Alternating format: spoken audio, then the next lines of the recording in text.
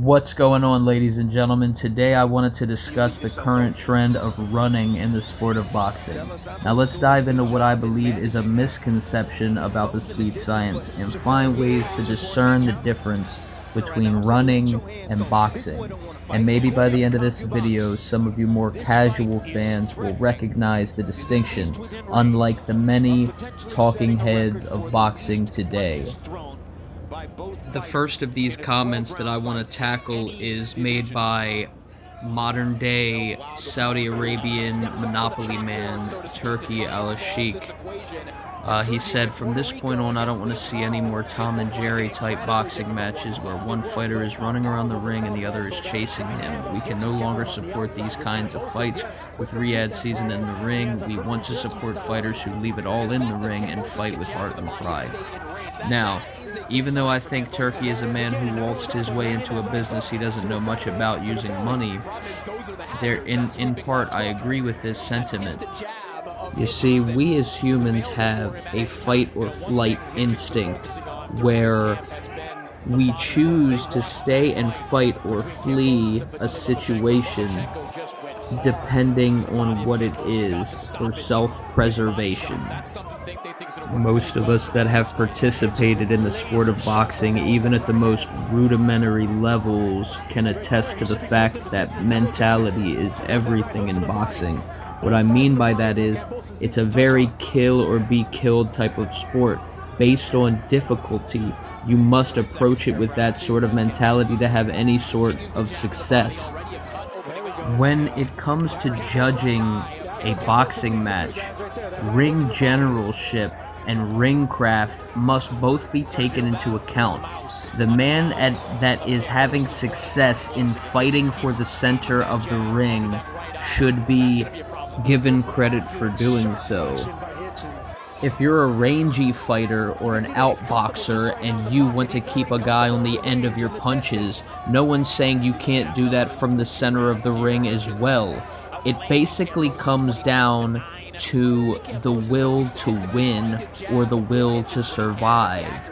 If a man desires to win, he is going to fight for position in that ring and try to not give it up as much as possible.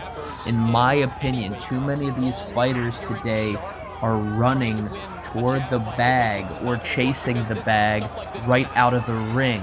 What I mean by that is, in chasing the bag and not losing or being afraid to get hit, these guys are actually harming their stock, harming their careers by doing so.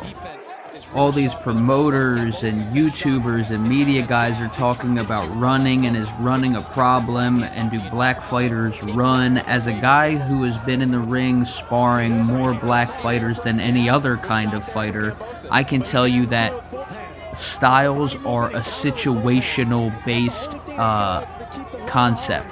It's not a racial concept like boxing tends to make everything, unfortunately.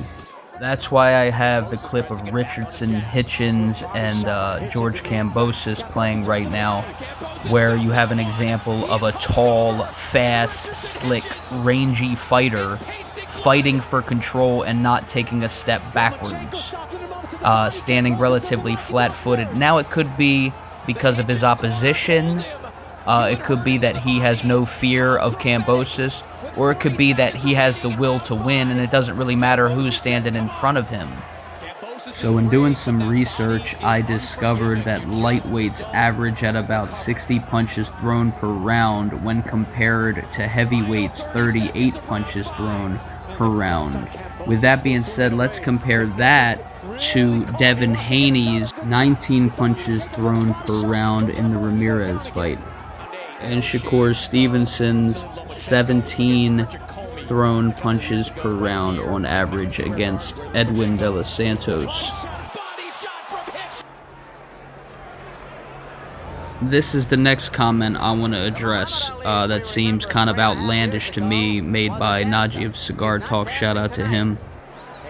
I believe he's trying to make the comparison between Devin Haney and Muhammad Ali, like Muhammad Ali didn't average 40 something punches against Joe Frazier in a 15-round fight. Like, to me, it's unbelievable. And as you can see, and this is a legitimate contextual comparison right here. This is Ali's first fight after losing to Joe Frazier, where he was dropped, just like Devin Haney was dropped. This is Ryan Garcia. Now, with Ali's first fight back, even though he is definitely an outboxer and moves around the ring, that is indicative of his style. You see him pressuring. You see him coming forward. You see him trying to land the straight right hand. And on top of that, he stops his guy. He stops Jimmy Ellis. Unlike Haney could do to Ramirez. And his output was over the heavyweight average punches per round. Whereas Devin Haney's was way below the heavyweights average punches thrown per round. Not even close to lightweights, not even really close to heavyweights. So Devin was in fact running in that fight against Ramirez, and Shakur was running in that fight versus Edwin De Los Santos. Now, do I believe there should be a rule put in place for it? I mean, not necessarily, because it takes two to tango, and the guy that has to chase you down needs to be twice as aggressive and display the will to win, among other tactics such as cutting off the ring. Now, don't get it twisted. I'm not trying to disrespect these guys by calling them runners or anything like that. I think any man that has the courage to step into the chamber of truth and perform is worthy of respect, because, in my opinion, it's the hardest sport in the world.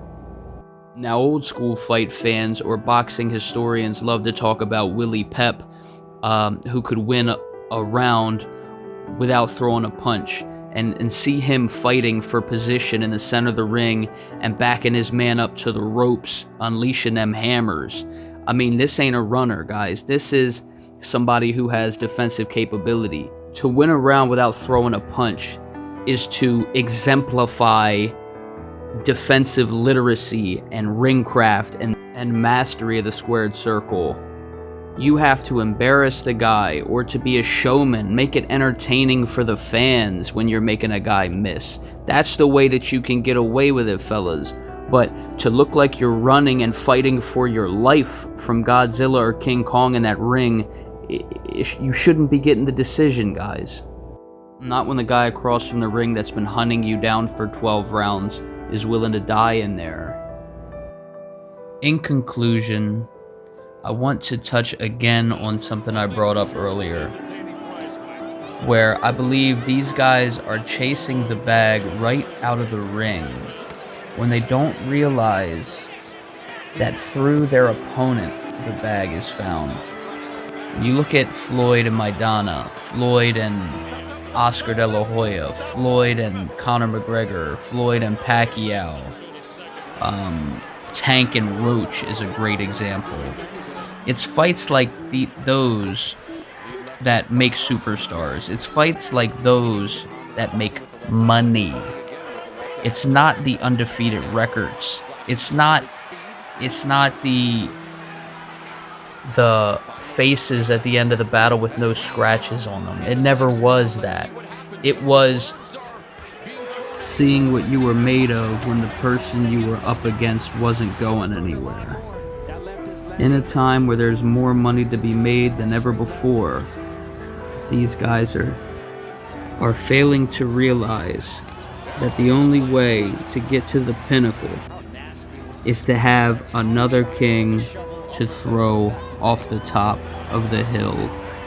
If you enjoyed this video or videos like these or all things boxing, please consider liking and subscribing.